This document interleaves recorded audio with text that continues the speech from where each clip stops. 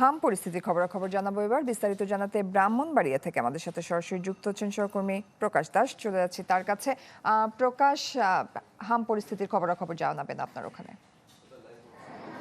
নগদ নিয়ে এলো হার না মানা হার অফার।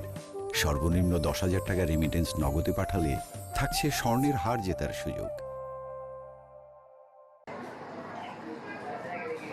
জি জয়, সারা দেশের মতো ব্রাহ্মণবাড়িয়াতেও কিন্তু হামের প্রকোপ রয়েছে। যদিও অন্যান্য জেলায় তীব্র আকার ধারণ করলেও ব্রাহ্মণবাড়িয়া কিন্তু হামের প্রকোপ শুরু হওয়ার পর থেকে কিন্তু পরিস্থিতি অনেকটাই নিয়ন্ত্রণের মধ্যে রয়েছে। তারপরেও কিন্তু প্রতিদিনই হামের লক্ষণ নিয়ে শিশুসহ নানা বয়সী মানুষ কিন্তু ব্রাহ্মণবাড়িয়া জেনারেল হাসপাতাল সহ বিভিন্ন হাসপাতালে কিন্তু তারা চিকিৎসা নিচ্ছেন। আমি যদি গত 24 ঘন্টার তথ্য দিই, তাহলে গত 24 ঘন্টায় কিন্তু ব্রাহ্মণবাড়িয়া জেনারেল হাসপাতালে 17 জন হামের লক্ষণ নিয়ে ভর্তি হয়েছেন। এখন কিন্তু মোট 66 জনই আইসোলেশন ওয়ার্ডে ভর্তি রয়েছে, যার মধ্যে থেকে কিন্তু ল্যাব টেস্টের মাধ্যমে আরো 4 জন হামে আক্রান্ত রয়েছেন বলে কিন্তু চিকিৎসকরা জানিয়েছেন। তো এখন পর্যন্ত ব্রাহ্মণবাড়িয়ায় মোট 298 জন যারা হামের লক্ষণ নিয়ে ব্রাহ্মণবাড়িয়া জেলা সদর হাসপাতালে ভর্তি থেকে চিকিৎসা নিয়েছেন, যার মধ্যে থেকে কিন্তু এখন পর্যন্ত এই 66 জনই ভর্তি থেকে চিকিৎসা নিচ্ছেন। আর বাকি যে 232 জন রয়েছেন তারা কিন্তু ইতিমধ্যে সুস্থ হয়ে বাড়ি ফিরেছেন।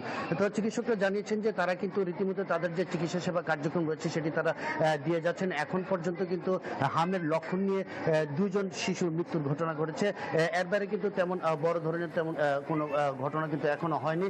তারপরে যারা চিকিৎসা সেবীরা আছেন তারা বলছেন যে আসন সংকটের কারণে কিন্তু তাদের কিছুটা সমস্যা পোহাতে হচ্ছে, যে কারণে কিন্তু তারা আসন বৃদ্ধির জন্য কিন্তু একটি দাবি জানিয়েছেন। তো সিভিল সার্জন জানিয়েছেন যে তারা গত মাসে কিন্তু হামরুবুলার যে টিকা ক্যাম্পেইন রয়েছে সেখানে প্রায় 5.5 লাখ শিশুকে হামরুবুলার টিকার আওতায় আনা হয়েছে। তারপরে তারা সার্বিক পরিস্থিতি বিবেচনায় তারা সার্বিক প্রস্তুতি নিয়ে রেখেছেন যেন এই হাম পরিস্থিতি মোকাবিলা করা যায়। জয়। প্রকাশ, ধন্যবাদ আপনাকে। ব্রাহ্মণবাড়িয়া থেকে হাম পরিস্থিতির খবরাখবর জানছিলাম আমরা।